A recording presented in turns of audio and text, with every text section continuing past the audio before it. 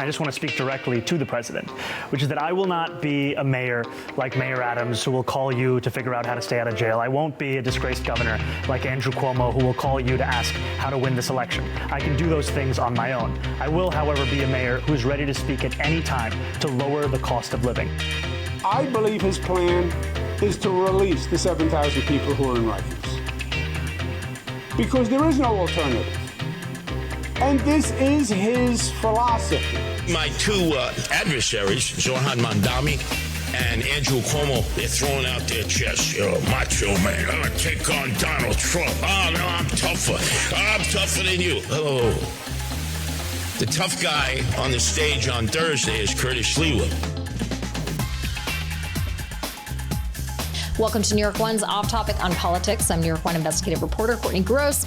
Zohan Mamdani has officially apologized to New York City police officers for what he said during the aftermath of the killing of George Floyd in 2020, while Andrew Cuomo is still pitching his plan to keep Rikers Island open. Sliwa is promising to take off the beret permanently if he's elected mayor. All of this ahead of the first debate happening this week. We'll break it all down, and then we'll continue our deeper dive on the candidates' policies and positions. This week, we're going to take a closer look at the candidacy of Andrew Cuomo. And our Bobby Kuza is here. Hey, Courtney. Hope nothing happens at that debate. Oh, because, oh yes, kind listeners, viewers, it's about 1 o'clock on Thursday. We are taping ahead of the debate. So we'll give you our thoughts and preview and predictions, maybe a little bit. I don't know how much in the predictions we should get into since you're going to be listening to this after the debate. We're all going to be watching it tonight, but we are not recording an episode after the debate. Ayanna Harry is here, our resident Cuomo and mayoral race extraordinaire. Hello. So, Nothing important has ever happened at a debate before. No. Like a candidate freezing up, losing his train of thought for 20 seconds. I feel like whenever I'm doing the political buzz and they question me about how important these debates are, I say typically debates aren't important, with the exception, with a notable exception, of last year during the presidential debate. But how many times during mayoral races have we seen debates really change the tide? Let's just start off with predictions without going too much into, I don't know, since people are going to be listening to this after.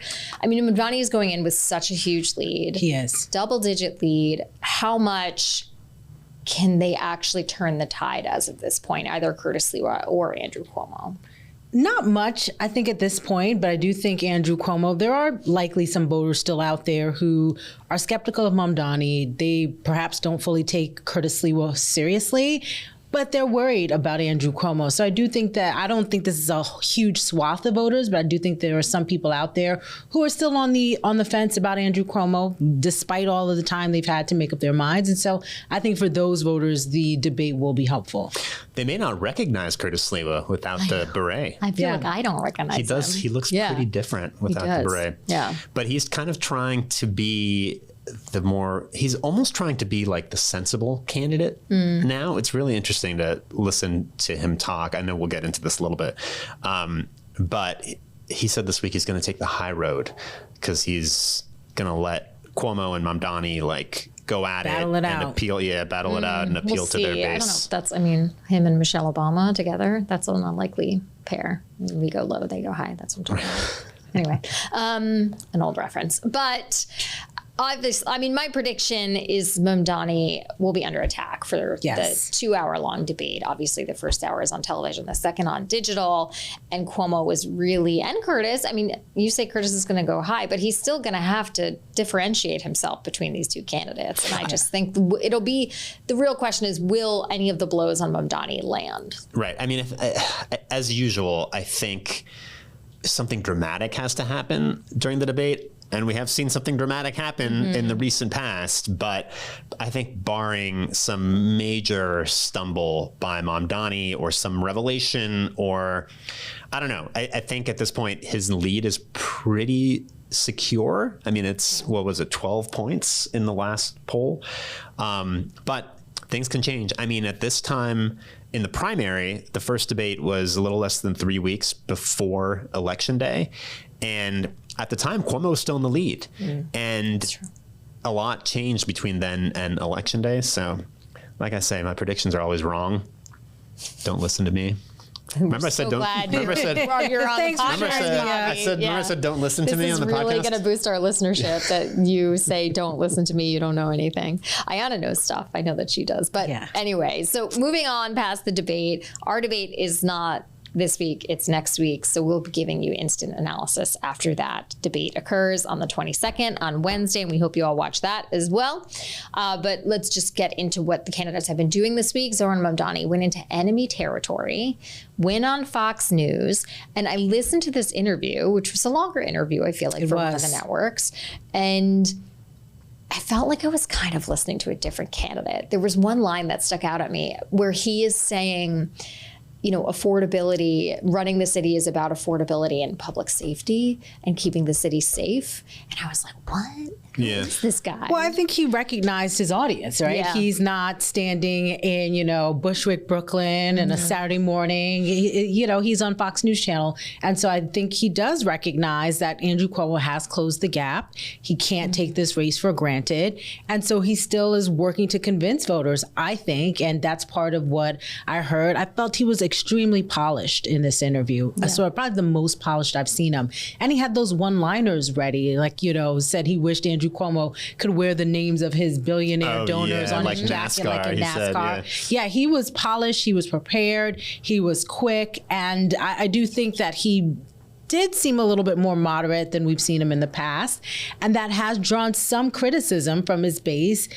Is he moving too far over to the center, and will that alienate some voters? I don't think it alienates people enough to not vote for him, but I do think people are taking notice. It's always the transition from politicking and politics and campaigning to governing. I mean, you can run on your platform and, you know, get votes because of your platform, but at some point the reality of governing sets in, and you need to realize that governing, with the exception of Washington, D.C., we obviously don't see this there, but in most cases, if you look at history, governing is about compromise and trying to work with the other side and trying to make sure that you can get stuff done. Yeah, well, not only that, but going from the primary to the general election, Mamdani has really, I don't know if he hasn't changed, but he's definitely changed his emphasis and moderated, I think, in some ways. But talking about the one-liners. Well, there was the kind of change about, you know, who's going to pay for, you know, what taxes on billionaires and whether or not that's still needed, or if we get the pot of money from other places. So it's been a slight modification. Yes, that's true. But I was going to say, as far as the one-liners in the Fox News interview, I mean, to me, there was the apology to the NYPD that was notable, but then also he clearly came prepared with this bit where he turned to the camera and addressed Donald Trump directly, which I thought was smart, especially because he kind of set it up by saying Donald Trump may be watching right now. And I was thinking, he really might be watching right now. We know he spends a lot of his time watching TV. And it was, he used it, though, to stay on message, right? I mean, it wasn't like, hey, Donald Trump, he wasn't like insulting him or challenging him. It was, I'm ready to talk to you about bringing down the cost of living, which is his whole message every time he opens his mouth. And he also took the opportunity to kind of take a swipe at Cuomo and Mayor Adams, right? He turned to Trump, turned to the camera and said, I'm not going to call you like Mayor Adams did, trying to get out of jail, or call you like Andrew Cuomo did, trying to find a way to get elected. So that was a guy like who knows TV and knows how to communicate, like the direct to camera thing. Yeah, which he did several times. Yeah, because you're looking at the viewers at home. All of a sudden, you're making this eye contact with them. Yeah, it's almost kind of jarring as a viewer. But then the apology to the cops, it was interesting because I feel like this grabbed a lot of headlines that he was apologizing to cops, but it was kind of weird. Like Martha McCallum, the Fox News host, she kind of goaded him into it, right? Yeah. She was bringing up all the stuff he had said about the police in the past and said, you've apologized to some NYPD officers in private. Will you right now make a public apology to the NYPD? And he was like, sure, which I was not expecting him to say. So I think he was extremely prepared for this interview. I think he anticipated that issue was going to come up, and he knew he could not sidestep it on Fox News Channel, the most watched cable news network in the country, where people are going to be waiting to rip you apart. Yeah. He was prepared. Yeah. But the apology was, it wasn't, I don't want to say it was half-hearted, but it wasn't like he was super contrite, right? He didn't even really exactly spell out what he was apologizing for, although she, brought up all the comments he had made in tweets from 2020 about the police being wicked and corrupt and all this stuff. But Mamdani, he said he was apologizing, but then he totally stayed on message and talked about, how police shouldn't be, called to mental health emergencies and domestic violence cases. It was like he went right back to his whole messaging on policing and his Department of Community Safety. And it was, again, he's so polished. He knows how to frame things and stay on message. He did, though, get a lot of questions at the beginning. I mean, it being Fox News, this was no surprise, but like the first entire segment of the interview was about Israel. And he was asked about Israel and arresting Netanyahu, which he's promised to do. And he said, would you call on Hamas to lay down their arms? And he said he didn't really answer that. And that part of the interview actually sort of set off alarm bells to me. I thought that was maybe another globalize the intifada moment where he was going to be criticized for not, saying enough to condemn Hamas. We'll see. It might come up in the debate tonight. Yeah. But then there was, so much other stuff in the interview. It was pretty interesting to watch. I think that was one of the most newsy interviews that he's done in a long time. Yeah. And earlier in the week, he had appeared with Governor Kathy Hochul. That was the first time they appeared together after she endorsed him in that opinion piece in the New York Times. Had appeared with Tish James at a rally over the weekend, or not on the weekend. On Monday. It was Columbus Day. Yes, / Indigenous Monday. Peoples Day, which felt like it was part of the weekend. Yeah, and that was the first time that Tish James had come out and been seen in public in a huge way. Since she got indicted, The indictment actually came out after we taped the episode last week, so we didn't even talk about it. And I don't want to spend too much time on it. But clearly, Mamdani is trying to align himself with the top Democrats in the state, effectively so. Well, but Letitia James, I feel like Letitia James has aligned herself with Zohran Mamdani, right? Yes, she absolutely has. It's a mutually beneficial relationship. Yes. But remember, in the primary, she endorsed Adrienne Adams. Team Adrienne Adams. She's the one who helped convince her to run. And I think, if I'm remembering right, a lot of people endorsed a slate of candidates, and I think she had Zohran Mamdani third. But then all of a sudden, in the last couple of weeks of the primary, I think she saw the writing on the wall, and she kind of shifted and became, she kind of got on the Mamdani train. And on primary election night, she was driving the train. She was at his party. Yeah. She was the one who showed up at the election night party and introduced him, as if she had been his biggest champion all along. And then now she has aligned herself so closely with him. I don't know if you guys watched the speech that Tish gave the other day, but she actually called him her little brother. Her little brother. I was like, little brother? When did you guys develop this tight relationship? But I think the WFP connection, is pretty strong for both of them. I think the party has done a lot for each of their campaigns. And so I do think that that's part of why they feel so close with each other. Yeah, but and that if he feels as close as she appears to feel. But I mean, you're right.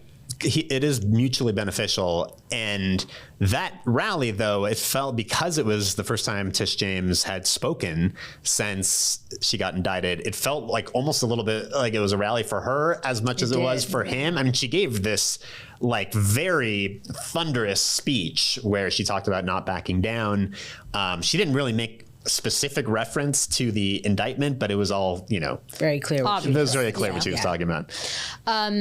So Andrew Cuomo this week, I know we're going to talk a little bit more about Cuomo in the second part of the podcast, but this week he was out talking about Rikers again. I believe, was he in Chinatown? He was in Chinatown. Yeah. You were there? I was, yeah. Wait, who's there? Which is where there's opposition to the, to the new jail. But he said, I mean, I know Bobby did the campaign rep. Bobby was putting all the pieces of the campaign together yesterday for his piece, but Cuomo's argument yesterday is that Zohran Mamdani will be releasing all of the people from Rikers Island. Throwing open the doors of the jails. It was very unclear how he arrived to this conclusion, but he said it's obvious that New York City is not going to meet this 2027 deadline to close Rikers Island. Which is true. Everyone can acknowledge that. And so he said Zohran Mamdani has not developed any real alternative plan. And so because he has been part of this larger, or he has spoken positively, this larger move to Decarceration. decarcerate, that he must therefore assume that because he's not putting forth another plan, that he wants to release everyone who is in Rikers Island in 2027. Of course, Zohran Mamdani has not said anything at all to back this up or to indicate this, but that was the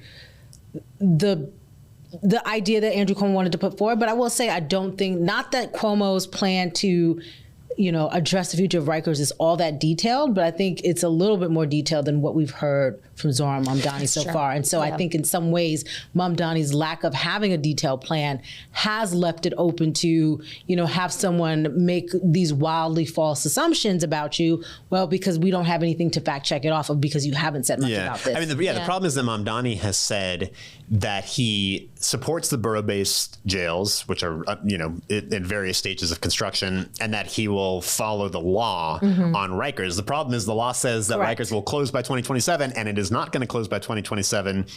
But what's going to happen is that they have to change the law. It's not like in 2027, Rikers just has to close and the doors are going to fly open and 7,000 detainees are going to flood out onto the streets, right? I mean, something is going to happen between now and then. And Cuomo was making it sound as though, well, Rikers is going to close. Right. He has no other plan. Mamdani has no place for them to go. Therefore, right, he's releasing all the prisoners out onto the street, which is clearly not what Mamdani has said. But this is part of a pattern that we've seen, and we can talk more about this later, but Cuomo, continuing to try to paint Mamdani in the most extreme terms possible. Yes. So even though this is not what Mamdani has said, he's kind of set himself up for this because of his past statements and his association with the DSA and some of the DSA's positions over the years.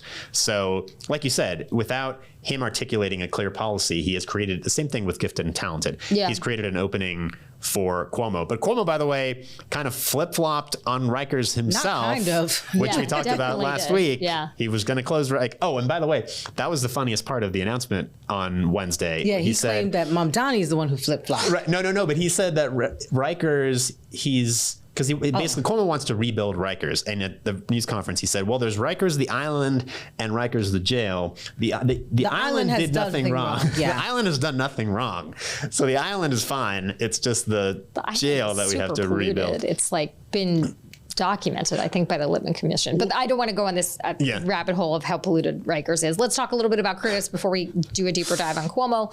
Curtis was in front of the Association of Better New York business group, we would call that, civic business / all the candidates have been sitting down with this kind of industry group, talking about their policies, plans. He was there, and I feel like the big moment from that is that we keep on talking about the beret. I know that Curtis is more than just the beret. Yeah, I mean, Sliwa talked a lot about, he covered a lot of ground in that speech, and then they did a Q&A after. It wasn't a big crowd, by the way. I wasn't actually there, but I watched the video, and there was only it looked like a few dozen people. Yeah. But he's doing this interesting thing now. The beret thing is funny because, and I think he had said before that if he's elected, he's going to lose the beret altogether. He said he's putting it in storage, and he's not going to wear it, at the debate. But he's been doing that more and more when he is in more of like a serious setting. He doesn't wear the beret. But he wants to be taken seriously, and he is doing this thing now where he tries to tie Mamdani and Cuomo together. And he said it in that speech. I don't know if he's used this line before, but he said that Cuomo is Mamdani light because they both pushed for bail reform. Yeah, bail reform. And, he lists all these issues where they have been sort of aligned over the years. And so he's painting himself as the alternative to them, which is kind of what he has to do in order to try to win enough votes to, climb back into this race. Okay, let's pause there. For our YouTube listeners, stick with us. We're going to be right back. For our podcast listeners, we're going to take a short break. We're going to talk about Andrew Cuomo.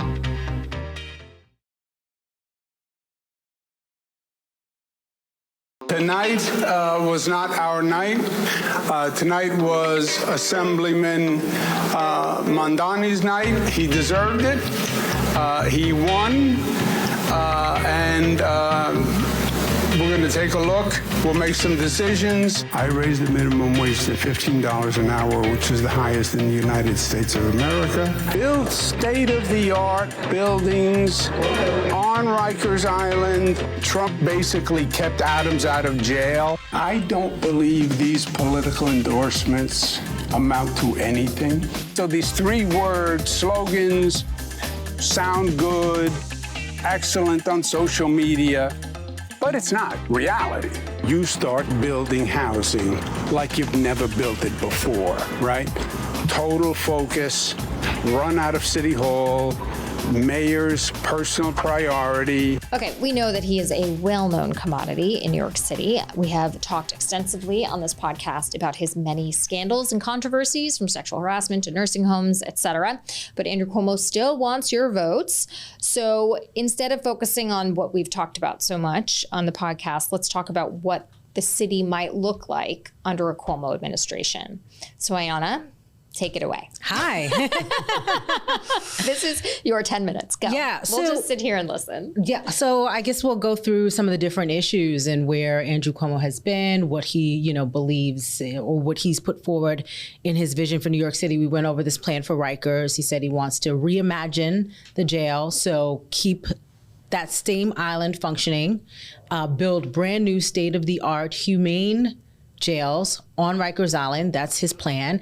And he wants to take the sites, the 4 borough-based jails, and transform those into opportunities for housing or commercial businesses. And so he feels like that'll be a win-win for the local communities, particularly where there has been a lot of opposition. And then to respond to this concern that Rikers Island is out of the way, it's difficult for people to get there to visit their loved ones. He wants to have free express bus service that would connect people from all 5 boroughs to Rikers Island. So that's his vision.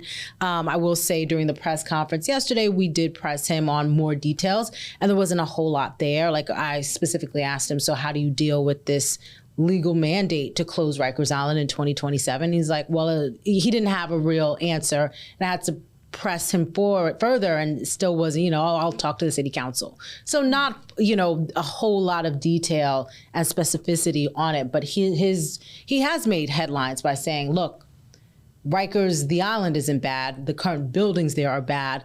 Let's just have a revision. So that's where he stands on Rikers Island. And on public safety, I think if you've heard Andrew Cuomo speak in an interview or out on the campaign trail, you've likely heard him say he wants 5,000 cops. Exactly. I think I've heard him say that about 300 times. I know, 5,000 new NYPD officers. And so what his vision is to increase the number and also increase the morale and I guess the prestige of the NYPD. He believes there was a time when being an NYPD officer was something that people were excited about. They felt, happy when they got the academy class, and like that's gone.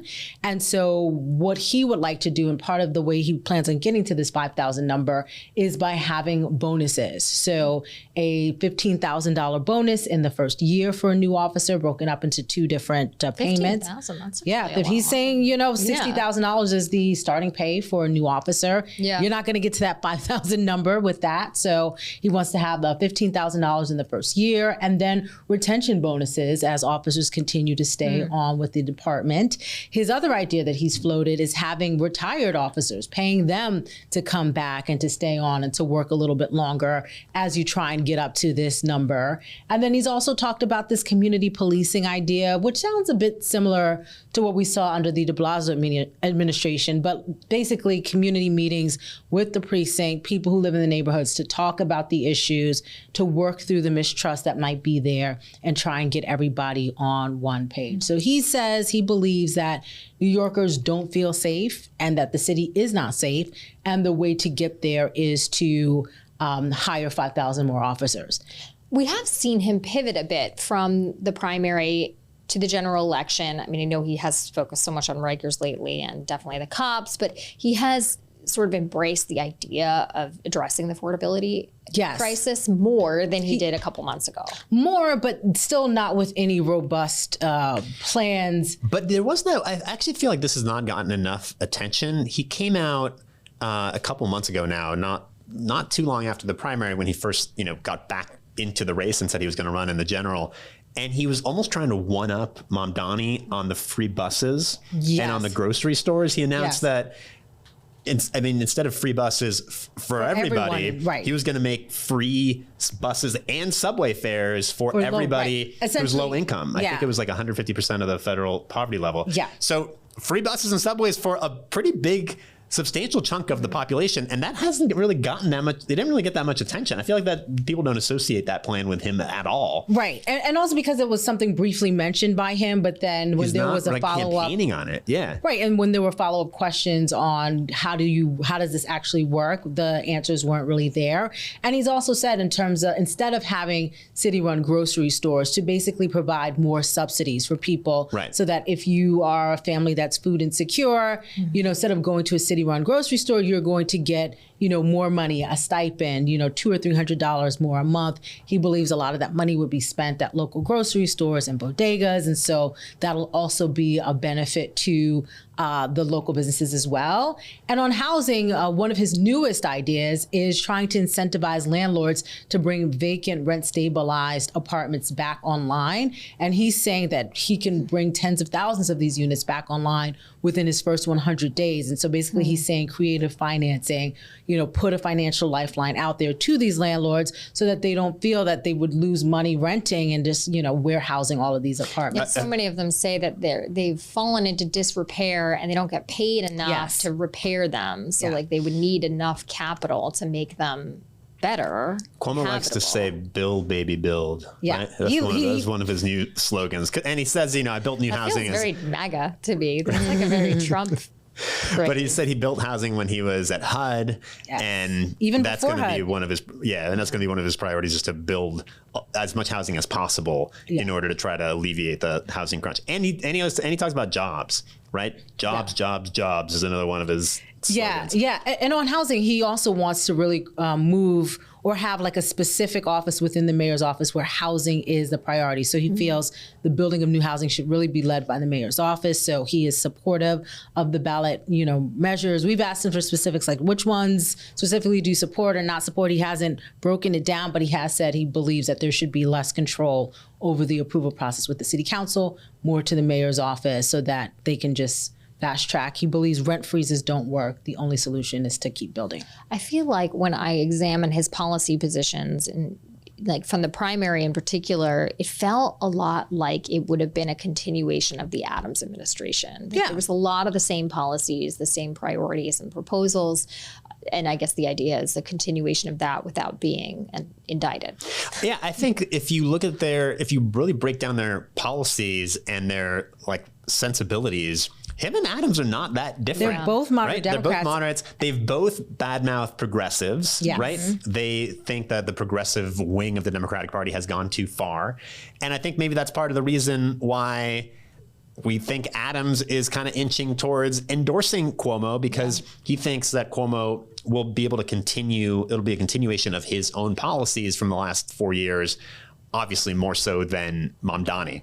So, Cuomo, he's a moderate, right? And and I think that would be reflected in the way that he would govern. Those conversations are continuing. That's what they're talking about now. Yeah, it was interesting. Eric Adams said he spoke to Andrew, and then I asked Andrew, did you speak to the mayor? And he was like, no. And I was like, oh, okay. But then he said that they did text and that there are ongoing conversations. They're on a text. I would love to see I would love to read the text messages between Eric Adams and Andrew Cuomo. You think they're like emoji? We could foil for them. I don't know. Is that foilable? I guess it depends on if it's his personal phone. Probably. Which phone? Which one? Right. Okay, so just to wrap up the Cuomo conversation, the one thing that he has been talking about recently that we didn't touch on just yet is prostitution. No. He has been talking about prostitution all the time. I was going to say education, Bobby, and instead. Sure. You want to talk about education? Those are very different topics. But they're both topics where he keeps bringing them up because he wants to show that Zohran Mamdani is extremist because of decriminalizing prostitution. And then on the gifted and talented thing, he really kind of seized on this a couple of weeks ago because Mamdani had told the New York Times, I think in response to a questionnaire, that he wanted to change gifted and talented, and then it wasn't really clear what exactly he wanted to do, and then he kind of clarified he just wants to get rid of the kindergarten entry point for gifted and talented, but Cuomo ran with this. He did. Yeah. And said, Mamdani wants to get rid of gifted and talented. I want to expand gifted and talented. I'm going to double the number of specialized high schools. And so that's been one of his big talking points now, just these past couple of weeks. Again, kind of like Rikers, I don't think he's really representing Mamdani's views that accurately. I mean, Mamdani has kind of changed his views on this, but Yes. more recently, he has said that he doesn't want to get rid of the specialized high schools. He doesn't want to get rid of the SHSAT. So to say that he wants to get rid of gifted and talented is not accurate. Get rid of it for kindergarten. But by the way, we haven't heard either of them, I don't think, really articulate that extensive of a plan on education, which has been a criticism of both candidates, I think. Yeah. Final words, Ayanna? It'll be interesting to see if Andrew Cuomo can close the gap and make the race tighter. And I'm fascinated that he continues to go after Mamdani, but it seems like Sliwa's voters are really the ones that he would need to help get him closer to, winning this or closing that gap. And so I'm going to be fascinated to see if he might go after Sliwa tonight or if he's going to continue to keep that focus on Mamdani. He says that Sliwa's not a viable candidate and this is a two-man race. But Sliwa's been holding steady at 15%? I mean, Cuomo, If you add he his needs some of numbers that. to He that, needs some then of that. that's when he could win. Okay, Right. that's going to have to do it for this week's episode. You can always watch us on Inside City Hall on weeknights at 7, and we love your feedback. Send us an email at yourstoryNY1@charter.com. You can subscribe to Off Topic wherever you get your podcasts and leave us a review. Thanks to our producer, Anthony Roman. Thanks for listening, everybody. We'll see you next week.